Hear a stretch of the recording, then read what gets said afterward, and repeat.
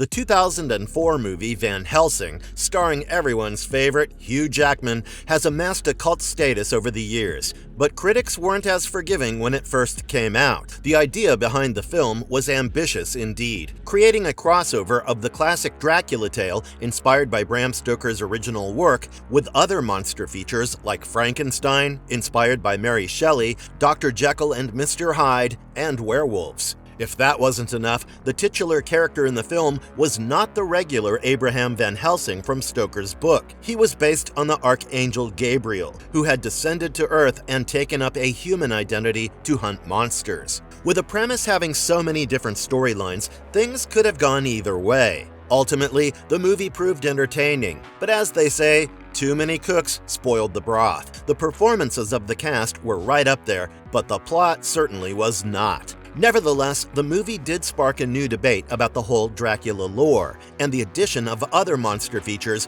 opened avenues for more fan theories. In today's video, we will be talking about Gabriel Van Helsing's entire life, how his monster hunter career took off, and how he finally defeated his fated nemesis. But before we go into our explanation, we have a very small request. If you like our content, please support us by subscribing to our channel. This is a small click for you, but for us it means a lot. Thank you. Let's begin.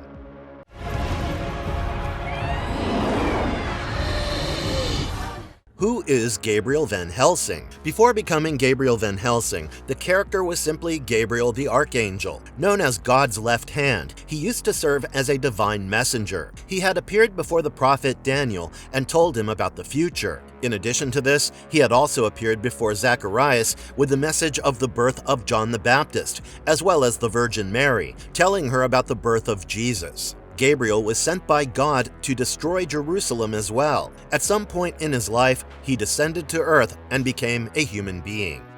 Van Helsing, the archangel turned hunter. He took part in many great historical battles, such as the battle against the Romans at Masada in 72 AD. Many years later, around the 15th century, he joined the Knights of the Holy Order and got acquainted with Count Vladislaus Dracula. The pair became close friends quite soon. The knights were supposed to maintain a sacred oath of celibacy, which Dracula broke after falling in love with a woman. Consequently, she was banished and killed. He attempted to bring her back to life using dark magic, but it was forbidden, prompting Gabriel to kill his dear friend. Despite carrying out divine orders, Gabriel, feeling guilt-ridden, asked God to erase his memories. After this, he spent the next few centuries wandering the world. One day, after a fierce battle and no memory of anything, he turned up at the steps of the Vatican, close to death. He was then taken in by the Vatican and sent to the monks of Tibet and the mullahs of Istanbul, where he learnt to combat the forces of darkness. As an archangel, Gabriel had immense power, which was both constructive and destructive in nature. Archangels are beings second only to God himself, and thus they have abilities far beyond human understanding. Gabriel is pretty much immortal, and in his archangel form, possesses magnificent wings. He had the power to create a human vessel for himself since he could not assimilate into society in his true form. He also had the power to influence the weather. Van Helsing, The London Assignment. Before the film hit theaters in 2004, an animated prequel called Van Helsing, The London Assignment was released by Universal Studios Home Video. It detailed the life of Van Helsing before the events of the movie. Hugh Jackman and David Wenham played the roles of Van Helsing and Carl, respectively, and followed these roles in the movie as well. In this feature, Van Helsing is a monster hunter trained and employed by Vatican City. Along with his trusted companion, Carl the Friar, he is sent to London to look into a series of horrific and decidedly supernatural killings. The mad scientist Dr. Jekyll is apparently the perpetrator and was committing these crimes under the influence of his alter ego, Mr. Hyde. Van Helsing and Carl follow the scientist to his underground fortress and discover a young woman imprisoned there. She reveals herself to be Queen Victoria. Dr. Jekyll is in love with her and created a potion to keep her young and immortal. The potion would turn her into a young woman for one night, and to create it, Dr. Jekyll would need the souls of his freshly killed victims. Therefore, as long as his obsession with the queen remained, the killings would continue. The scientist managed to kidnap the queen using the Golden Jubilee balloon and escape. However, in the balloon, he transforms into Mr. Hyde to kill Van Helsing, crashing the structure in the process. He is shot in the arm but manages to escape, while Van Helsing returns Queen Victoria to Buckingham Palace. He also tells her that with the crack of dawn, the potion would stop working and she would go back to her actual age. She kisses him as a reward and, with day breaking, becomes her usual self. Having no idea of what had happened, she slaps the hunter and calls for guards to apprehend him for being alone with her. Van Helsing sends word of the events to Vatican City and sets out to Paris to track Dr. Jekyll.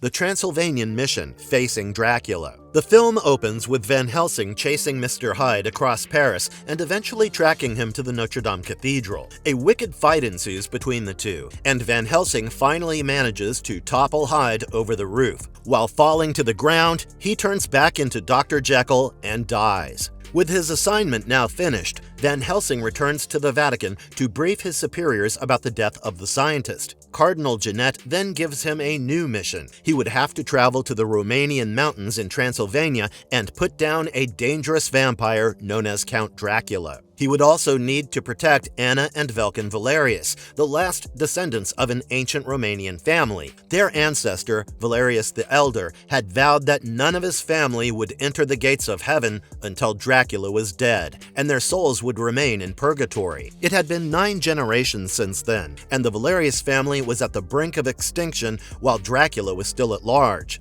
Van Helsing is given a torn piece of paper with some Latin writing and a dragon insignia, which matches the one on his ring. Sensing that he shares a connection with this mission, the hunter accepts it and hopes to get back his lost memories. Friar Carl joins him again to provide support with new weapons. When the duo arrives at their destination, they are immediately surrounded by a mob of distrustful locals. Anna Valerius arrives and asks both of them to surrender their weapons, but Van Helsing refuses. She then asks the villagers to kill them. However, almost instantaneously, the 3 brides of Dracula attack the village. While they are nowhere as strong and capable as the Count himself, they are still vampires who can easily subdue and kill humans. Wreaking havoc across the village, they attack Van Helsing. Verona, the oldest bride, asks Marischka to stop playing around with the hunter and kill him for good. However, Van Helsing dips his crossbow in holy water from the church entrance and shoots at Marischka, killing her instantly. The other brides, Verona and Alira, scream in anguish and retreat hastily. Meanwhile, the villagers are in awe of Van Helsing, but also apprehensive at the same time, because they believe that Dracula will be back with vengeance and the entire village will face his wrath. They try to kill the hunter again, but Anna stops them and thanks Gabriel. She invites him for a drink at her family's castle, and he asks her numerous questions about Dracula. She avoids answering him and tries to go out to hunt the vampire on her own. However, Van Helsing knocks her out using gas. Anna's brother Velkin has been turned into a werewolf thanks to the machinations of Dracula, and he attacks her at night. Gabriel intervenes, and Velkin manages to escape. Determined to kill him, Van Helsing loads silver bullets in his gun and sets out. Velkin emerges again, killing the caretaker of the village, but before he is shot, Anna shows up. This distraction lets the werewolf escape again. In his anger, Van Helsing nearly assaults her and reminds her that Velkin is no longer her brother. However, Anna is shocked to hear that Gabriel knew who the werewolf was and still tried to kill him. They argue for a while, and then she reveals that Dracula has a possible cure for werewolves, which is why she doesn't want her brother to get killed. Van Helsing ends up agreeing to help Anna cure her brother. They track him to the supposedly abandoned castle of Frankenstein, and, to their utter astonishment, discover hundreds of cocoons of Dracula's children hanging from the roof. They realize that the Count is trying to bring them to life, since he cannot sire children normally with his brides, as they're all undead. Using Frankenstein's method, Velkin was being used as a conduit to give life to his children, and while this was not an ideal method, it worked for a while. Dracula's brides and the newly awakened offspring attack the village while Van Helsing shoots them down. This also allows Anna to go look for her brother. The Count finally appears before Van Helsing and, to the latter's surprise, appears to be well acquainted with him, even calling him by his first name. Van Helsing stakes him with silver and uses a cross, but realizes to his dismay that traditional vampire weaknesses have no effect on Dracula in the slightest. He is almost cornered, but manages to escape in a makeshift elevator when Dracula is distracted by Velkin screaming. He reaches the roof of the castle and grabs Anna before using his grapple gun to reach the cliff at the other end of the river. They narrowly escape Velkin, who transforms into a werewolf once again. Anna and Gabriel take refuge inside a rundown windmill, but the ground beneath them suddenly gives away and they fall into an underground cave. They find Frankenstein's monster hiding there. They decide to leave Transylvania to transport the creature, but while crossing the Carpathian Mountains, the group is attacked by Verona, Alira, and Velkin in werewolf form. The carriage tumbles down a cliff, and Verona desperately tries to save the monster, but after opening the door, she realizes it was a decoy filled with explosives and stakes. As soon as the carriage hits the bottom, everything explodes,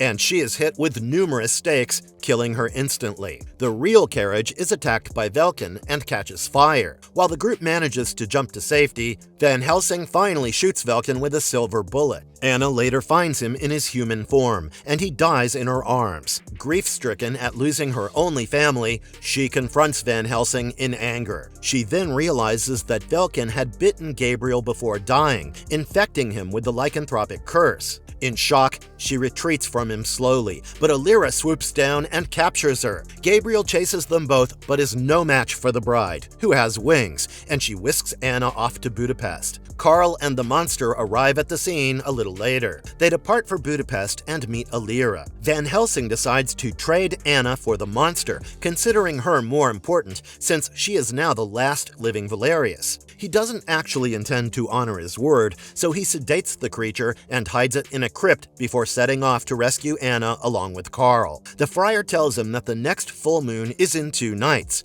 and unless Van Helsing kills Dracula by then, he will remain under the vampire's control as a werewolf. Meanwhile, Anna appears at a masquerade ball under some sort of sedation. While dancing with Dracula, she is offered a chance to become his bride and is almost bitten. Just then, Karl distracts the room while Gabriel rescues her. Dracula appears unfazed and calls Van Helsing informally by his name once again before revealing that the monster has been captured by his zombies. All the masked guests at the ball reveal themselves to be vampires. Van Helsing, Anna, and Karl try to escape, while the friar uses a sunlight bomb to kill the vampires in their pursuit. They jump into the Danube River and watch as the monster is taken away by Igor on a boat. Karl informs Gabriel that the Vatican has ordered him to kill the monster so that he cannot be used for any evil. However, Gabriel is not happy with the order, since he knows that the monster is not inherently evil and thus does not deserve death. His werewolf rage gets the better of him, and he chokes Karl, but comes to his senses momentarily, apologizing to his friend. The trio returns to Transylvania and finds that all the equipment in Frankenstein's castle has been removed.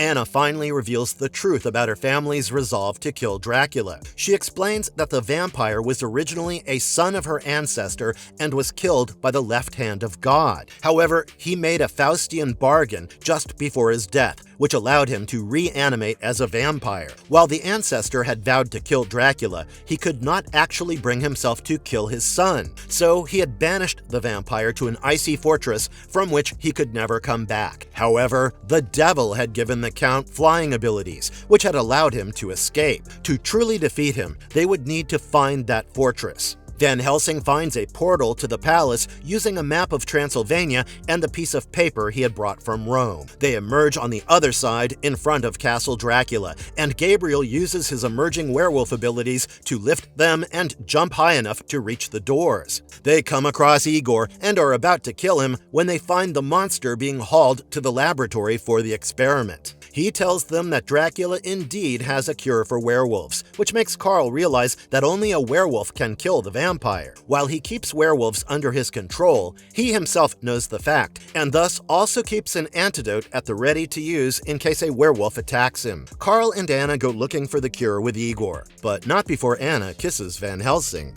The Werewolf Curse. Power and tragedy. Van Helsing reaches the laboratory to rescue the monster, but Dracula has already started the experiment, giving life to all his undead offspring. He knocks the hunter off the roof, and when Gabriel awakens, he finds Dracula in his giant bat-like form. He tells the vampire that all his children will die as soon as he does, but Dracula doesn't seem too bothered by it. In fact, he confirms it just before the clock strikes midnight and Van Helsing begins his transformation into a werewolf. He starts fighting with Dracula brutally, while the vampire is also in his bat form. For most of the confrontation, Van Helsing manages to get the upper hand and nearly strikes a killing blow. However, just then, the clouds obscure the sky and he momentarily turns back into a human being. Dracula finally reveals the truth about their longtime association and says that Van Helsing is the archangel Gabriel in human form, who is known as the left hand of God, and had murdered Dracula centuries ago. The dragon ring that the hunter wears was originally Dracula's as well. He offers to restore all the lost memories, but Van Helsing refuses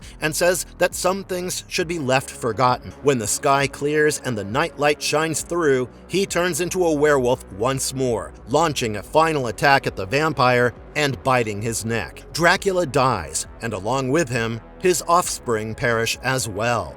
Frankenstein's monster and the ethics of evil. When Anna and Van Helsing encounter Frankenstein's creature, the monster repeatedly asks them to kill him for good, since Dracula cannot use him anymore. While a werewolf technically could channel enough energy for the offspring of the vampires to come to life, it was not long-lasting. Dracula had been on the lookout for Frankenstein's monster since only he could give everlasting life to the undead children. However, Van Helsing senses no evil from the creature and decides to send him to the Vatican, where he can be protected. Even when he receives word from the Vatican to kill the monster, he opposes it and expresses considerable anger and frustration at the church for condemning an innocent creature to death. While Van Helsing was not totally aware of this, whether it was due to his role as a monster hunter or because he was an archangel, he could sense good and evil in different people, as he had explained to Anna. Frankenstein's monster may have been a freak of nature who was feared by everyone and could be used by evil forces to do their bidding, but he was not an evil creature on his own. Whether it was by virtue of his own loneliness and social exclusion, or simply his instincts, Van Helsing realized that the monster was just trying to survive on his own and meant no harm to anyone. He initially wanted to bring the monster to the Vatican for safety, but realizing that even the people there wanted him dead, he allowed the creature to escape. The monster was seen departing on a raft, away from persecution. It's not known that Van Helsing directly facilitated this, but had he wanted, he could have easily managed to apprehend the creature. Even if it meant going against the orders of his superiors, Gabriel trusted his judgment and let the creature escape in the mayhem. Tools of the trade, Van Helsing's combat skills and arsenal. While he is an archangel in reality, in his human form, Van Helsing does not display any supernatural abilities. This could have been because he lost his memory, or because his human vessel did not allow him to use his actual powers. Nevertheless, his abilities as a monster hunter made up for this, and even as a human, he had powers that normal humans did not possess. Whether his immortality extends to his human vessel is not clearly mentioned, but during his time in Transylvania, he was roughly 1800 years old. Moreover, even though he had killed Dracula over 4 centuries ago, he retained his youthful looks and strength. His physical strength surpassed that of most other people, allowing him to deal with someone as big as Mr. Hyde. He was extremely agile and had reflexes that helped him stand easily against werewolves and vampires, as well as other supernatural creatures. Along with this, he could withstand attacks that would definitely kill a normal man, surviving strong hits from Dracula's brides, as well as Velkin as a werewolf. After being bitten, Van Helsing's powers were amplified due to the effects of the Werewolf Curse. Having been trained by monks and martial artists from different countries, Gabriel had become a master monster hunter and had sharper instincts than normal humans. He could also use a large range of weapons with relative ease. After being bitten by Velkin, he gained superhuman strength, stamina, durability, and agility. While he could match evenly with Dracula as a human, after being injected with werewolf venom, he was able to finally kill the vampire. Moreover, his werewolf venom could transform other people into werewolves and also proved fatal for Dracula himself. Despite this, in his werewolf form, Van Helsing was vulnerable to classic werewolf weaknesses such as silver, which would kill him, and was at the mercy of the full moon. He would change back to a human if the moon were hidden by clouds. Finally, the werewolf cure that Dracula possessed turned him back into a human. Anna Valerius, Love Amid the Hunt. While Anna and Van Helsing did not verbally profess their feelings for each other, through the course of the film, they certainly became very close. Van Helsing was ordered to keep her and her brother safe from Dracula, so initially he was just doing his duty. However, he genuinely started falling for Anna after a while, having noticed her courage and zeal, which he greatly appreciated. However, this did not make him any more hesitant to kill Velkin, because he knew there was no other way. Later, on Anna's persuasion, he agreed to find the cure to save her brother. When he was attacked in the mountains, he knew that Velkin was too far gone and they could not get the cure in time for him, so he killed the werewolf. However, Gabriel himself was bitten in the process, which probably indicates that he was still trying to exert restraint and killed Velkin only when there was no other option left. When he went to Budapest to rescue Anna from Dracula's clutches, he knew what he was getting himself into and still chose to help her. At this point, it was not just a duty towards the last living Valerius anymore. Before the final fight, he shared a kiss with her,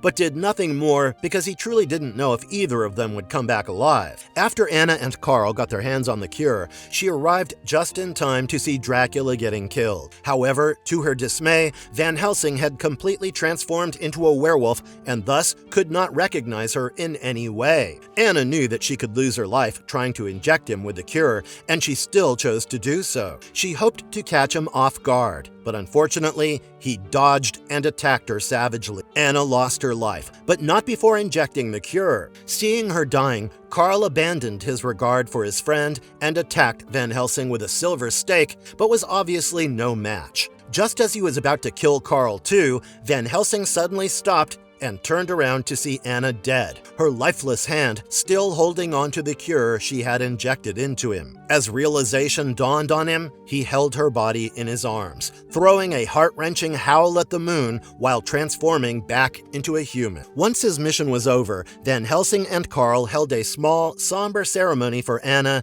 and cremated her along the coast. As Gabriel looked up at the sky in remorse, he saw a vision of Anna smiling at him. She and her family could now enter heaven and enjoy their afterlife, since Dracula was finally dead. While he was still in pain for losing her and for being the one to kill her, Van Helsing made peace with the fact that she would finally rest in peace. Marvelous verdict. Although it's not the best creature feature ever made, Van Helsing represented an eager and motivated attempt to introduce additional monster discourse within the main plotline. Director Stephen Sommers was inspired in part by different classic horror fiction and chose to pick the parts that would go well in his narrative. The addition of Frankenstein's monster and an attempt to humanize him were certainly well done. In particular, the movie received considerable uproar for the portrayal of the Brides of Dracula, who were given names for the first time. While the Count himself was not as impressive as he could have been, the character and costume designs of Verona, Mariska, and Alira were executed quite well. The addition of the vampire offspring, who were born dead and had been brought to life using electricity, was also a novel addition. Even though his identity was changed, Van Helsing, Dracula, and the Brides were pretty much the only direct links to Bram Stoker's original work within the main plotline. There was no sign of Jonathan or Mina Harker. Maybe for ardent fans of Dracula, this is somewhat of a letdown,